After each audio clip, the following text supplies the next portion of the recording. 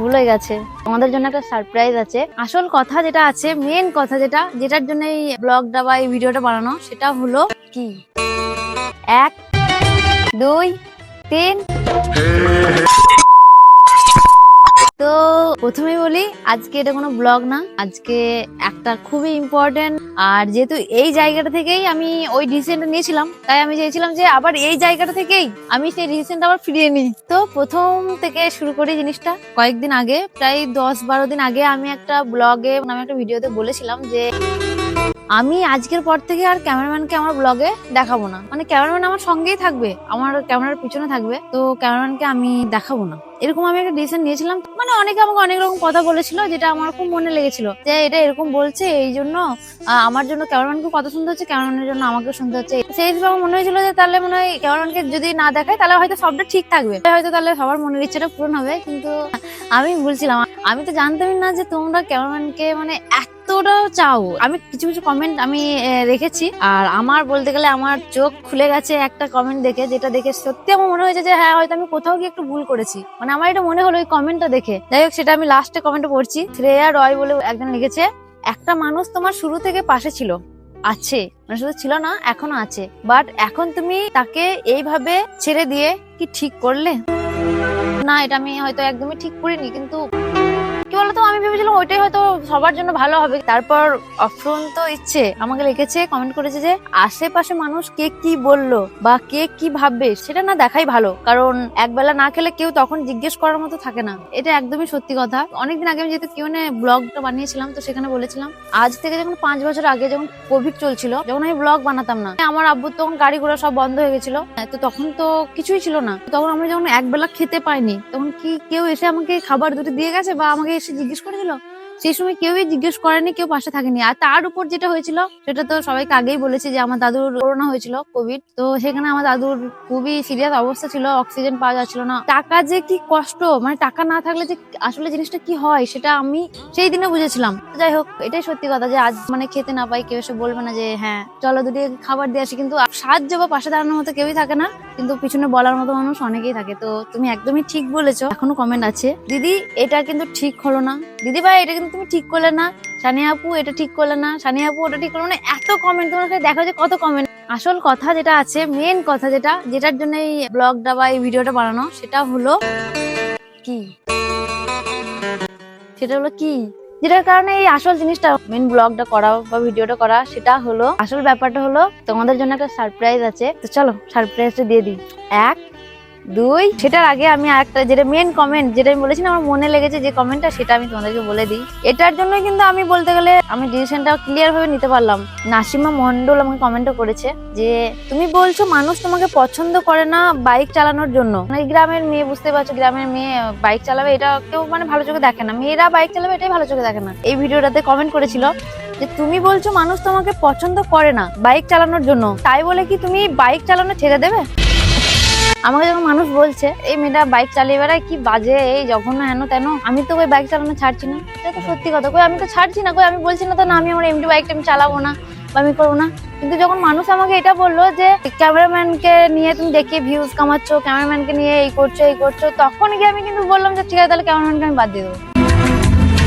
এই জিনিসটা আমাকে, আমি আমার ভুলটা এখানে বুঝতে পারলাম যে আমি কেন মানুষের কথা শুনছি। আমি তো আগে তো এরকম ছিলাম না, আমি তো কারোর কথা শুনতাম না, তাহলে আমি কেন শুনছি? আসল কথা তো আমি বুঝতে পারিনি না। আমি ভাবছি মানে সবাই হয়তো ভাবছে যে আমি ক্যামেরাম্যানকে দেখি ভিউজ নিচ্ছি, যেটা আমার খুব খারাপ লেগেছিল, কারণ ক্যামেরাম্যান আমার মন থেকে আমি ওকে অনেকটা ভালোবাসি। তো সেই বন্ধুত্ব সম্পর্কে যদি কি হয় যে দেখিয়ে ভিউজ দেয় না, এই জিনিসটা খারাপ। তো আমার ওটা খারাপ লাগছিল, আমি ভেবেছিলাম ঠিক আছে চলো তাহলে, যখন ওটাই তোমাদের মনে ওটাই যখন হচ্ছে, তাহলে আমি আজ থেকে ক্যামেরাম্যানকে নেবো না। কিন্তু আমার ভুল হয়ে গেছে। তোমরা আমাকে এত এত কিছু বলেছো, মানে আমি বিশ্বাস করো আমি অতটাও লোভী না গো।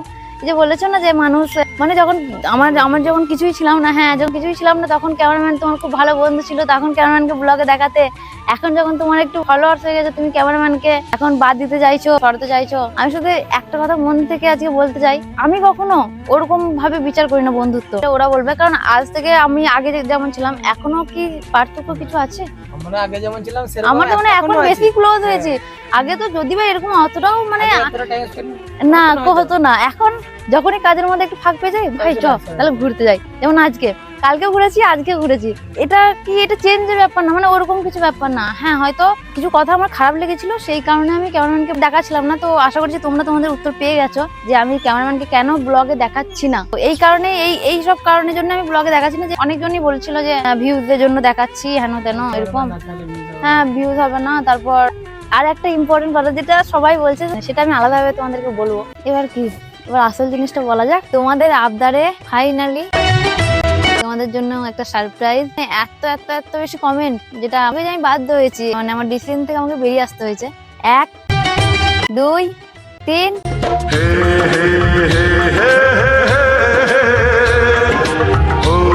আমাদের হিরো ফাইনালি ব্যাক।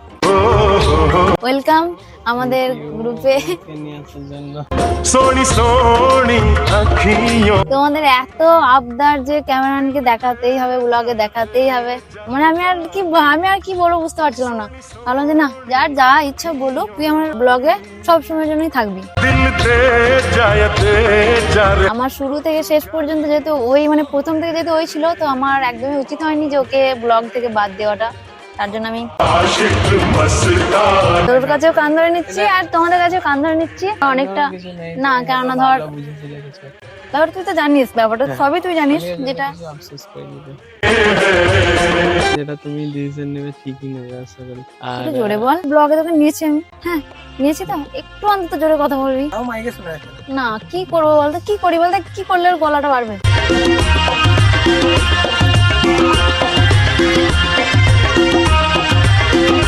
তোকে যারা এত বেশি চেয়েছে, তাদেরকে কি কিছু বলতে চাস?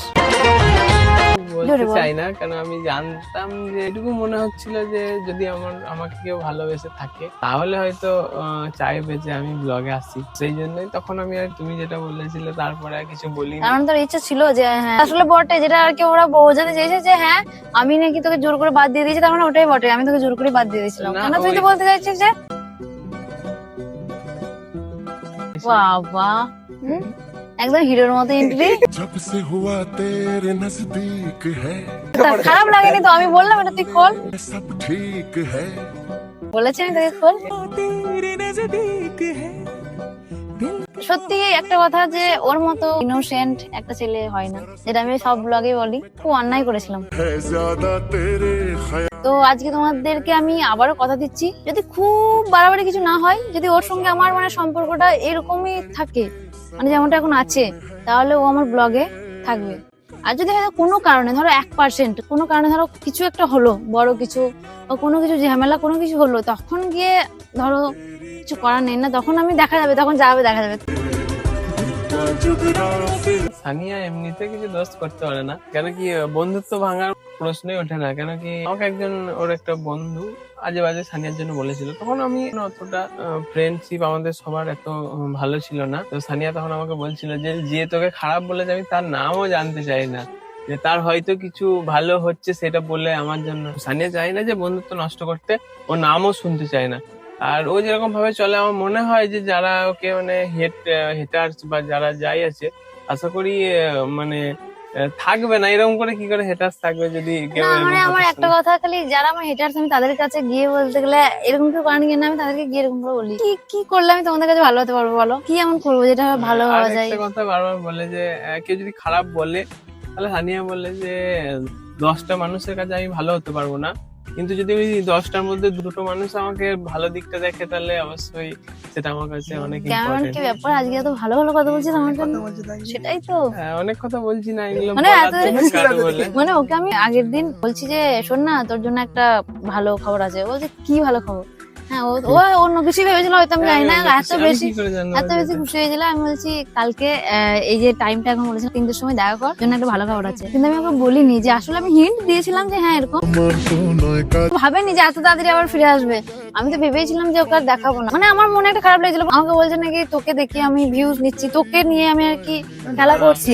আচ্ছা তুই একটা সত্যি কথা বল তো, সত্যি কথা বল, আজ পর্যন্ত তোকে আমি কি এমন বলেছি যে তোকে আমার ব্লগে থাকতেই হবে? তোকে সবসময় আমি দেখিয়েছি? বরঞ্চ ও আমার, ধরো এখন আমার ক্যামেরাটা অনেক দূরে আছে, সেরকমই ক্যামেরা অনেক দূরে কেউ একজন ক্যামেরা করে, ও কি সব করে দিয়ে পোস্ট করে দেয়, যেটা আমি দেখিও না। আমি ওগুলো করি তো, যেটা ওগুলো আমি- যদি ভুল হয় তাহলে আমি আর করবো না। যে ব্যাপারটা হচ্ছে, ও আমার ভালো বন্ধু, আর সব থেকে বড় কথা ও আমার প্রথম থেকে ছিল। আজ যখন আমি ধরো আমি ভিডিও বানাচ্ছি ওকে নিয়ে, ও যদি আমাকে নিয়ে কোনো কারণে ভিডিও বানাই, সেই ভিডিওটা যদি আমার পছন্দ না হয়, তখন গিয়ে কিন্তু আমি কোনোদিন বারণ করতে পারি না, কি মানে চুপচাপ মেনে নিই। অনেক ভিডিও আছে যেগুলো আমার পছন্দ নয়, অনেক প্রোফাইলে ওর ছাড়া আছে, কিন্তু তারপরে আমি কোনোদিন তোকে বলিনি যে এই ভিডিওটা তুই ডিলিট কর বা এই ভিডিওটা তুই হাইড কর। কারণ আমার মনে হয় যে আজকে যে মানুষটার জন্য আমি তোমাদের এত ভালোবাসা পেয়েছি, সেই মানুষটা যদি আমাকে নিয়ে কিছু ভিডিও বানাতে চাই, তাহলে আমি, আমার কোনো অধিকার নেই যে তাকে আমি বাধা দেবো। আর অনেকজন অনেক হয়তো ভাবে যে সানিয়া খারাপ বা কিছু, সেরকম কিছু নয়।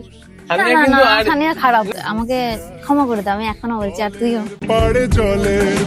ক্ষমা করার কি, যে আমরা সবাই একসঙ্গেই থাকছিলাম, একসঙ্গে খালি থাকছিলাম, আমরাই এবার কোথাও গিয়ে যারা মানে আমার একটা কাজ কেমন সবাই লাগছিল না, থাকছি। যে হ্যাঁ মানে আমরা যখন এখানে ক্যামেরা, মানে এর আগে যখন ব্লগ গুলো করেছি সবাই আছি, ক্যামেরা হচ্ছে, তো সেখানে ওই মানুষটা ওই দূরে গিয়ে, মানে যেহেতু এখন স্ট্যান্ড দিয়ে ক্যামেরা বেশিরভাগ হয়, যে এগিয়ে যেমন নামিয়ে দিয়েছি, পিছনে কেউ নেই ক্যামেরার, তো ওই মানুষটাকে তো কোনো কাজ নেই, তারপরে ওইখানে গিয়ে চুপচাপ দেখতো আর হাসতো এরকম ভাবে দূর থেকে, মনের মধ্যে একটা কষ্ট হতো, না, কষ্ট। ওকে দেখে একটু সত্যি আমাদের খারাপ লাগতো, কিন্তু কি করে বুঝতে পারছিলাম না। তো দেখো, যারা চাও না ক্যামেরাম্যান আমার ব্লগে আসুক বা কিছু, তাদেরকে বলছি কি করবো, আমি আনবো যে না। ব্লগটাই থাকবে সেটা দেখো না, হ্যাঁ হ্যাঁ হ্যাঁ, ঠিক। যদি এরকম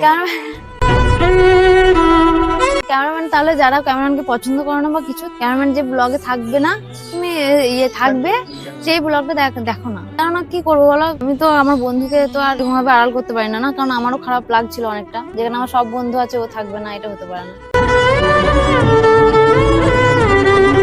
বাবা খুশি আলাদা। সেই দিন যেদিন তোকে বাদ দিলাম, সেই দিন যদি তোর মুখে একটু হাসি থাকতো, তাহলে জানিস, তারা তোকে একটা কমেন্ট দেখায়, আমি দেখে রেখেছি, তারা খালি আমাকে ঠিক কত খারাপ খারাপ কমেন্ট পেয়েছি, তার মধ্যে একটা আমি স্ক্রিনশট করে রেখেছি। রাখি জানা বলে একজন কমেন্ট করেছে, ও একটা ছবি পোস্ট করেছে, আর তুই ছবি পোস্ট করার টাইম পাসনি, তারপরেই পোস্ট করেছে ছবি একটা, তো সেখানে গিয়ে কমেন্ট করেছে যে, রাখি জানা বলে একজন কমেন্ট করেছে যে, শুধু তোমার জন্য আমরা ওকে সাপোর্ট করি, না হলে ওকে কেউ পুছতো না, হ্যাঁ পুছতো না বলে কিছু একটা লিখেছে, পুছতো না কিবা তার বলতে চাইছি যে কেউ চিনতো না। ছিড়ি কি আমাকে এটা বলতে, ছিড়ি বা কি এটা হবে আমি জানি না, মানে না, আমি এরকম কিছু নয়। আমি জানি যে, হ্যাঁ, দেখো আমি জানি তাকে প্রথম আমি কথা, এটা বলতে পারি, আজকে আমি বলে দিচ্ছি, আমি এটা বলতে পারি 100% যে ও না ইনসাফি জিনিসটা করবে না। আর ও যদি জানেও যে কোনো মানুষ ওর ক্ষতি করেছে, এটা 100% মন থেকে বলতে পারি, 100% যে ও পাল্টা কিছু ক্ষতি করে না। না, মানে আর এইটুকু এই আমি যে- এই যে গ্যারান্টি, বলছে যেটা এই যে এখানে ও বলেছে যে কিবা তা ওর ছিড়ি, দেখো আমি কোনোদিনই কিন্তু এটা কোনোদিন কোনো ব্লগে আমার দেখাতে পারবো না যেখানে আমি বলেছি যে আমি সুন্দর বা আমি অনেক হ্যান্ডসাম বা অনেক ইয়ে, কোনোদিন আমি প্রথম থেকে এখনো পর্যন্ত বলে যাই যে আমাকে দেখতে অত ভালো না, আমি অত সুন্দর না, আমি কোনো দিক দিয়ে ভালো না। একটা মানুষ কিছু না কিছু দিক দিয়ে ভালো হয়, কিন্তু আমি কোনো দিক দিয়ে পারফেক্ট না। তো এটা বারবার বলার, তোমরা আমাকে সাপোর্ট, মানে ওর জন্য আমাকে সাপোর্ট করো, তো ঠিক আছে। আমি সব থেকে বেশি চাই যে ও লাইফে সাকসেস হোক, তো আমি চাই যে তোমরা প্লিজ আমাকে যে সাপোর্টটা করেছিলে, ওকেও সেই সাপোর্টটা করো, যাতে করে ও আমার থেকেও যেন অনেক অনেক অনেক উপরে যেতে পারে। ওটা হলে আমার থেকে আনন্দ আর কিছু হবে না। Thank you. চলো তাহলে আজকের পর থেকে ক্যামেরাম্যান আমার ব্লগে থাকবে, তো আশা করছি এবার তোমরা খুশি হয়েছো। কিছু বলবি? কিছু বলবি? কালকে কাজে চলে যাবে, আবার কবে আসবে জানি না, আমরা এখন একা হয়ে যাবো পুরো। ভাই আমাকে বলছে যে, বুনি তোর না ক্যামেরাম্যানকে বাদ দেওয়া উচিত হয় না। আমি না কমেন্ট গুলো পড়লাম, সবাই না অনেক কষ্ট পেয়েছে, দেখলাম সবার যখন, সবার তো ওর দিদি ছিল না সত্যি না ওটাই ছেলেটাকে দেখলে তো মায়া লাগে কেন, এই মুখটাই সবাইকে ব্যাস। তো যাই হোক, সেটা বড় কথা না, অনেক বড় হয়ে গেল, ভাবি বড় করবো না, কেন বড় হয়ে যাই। টাটা।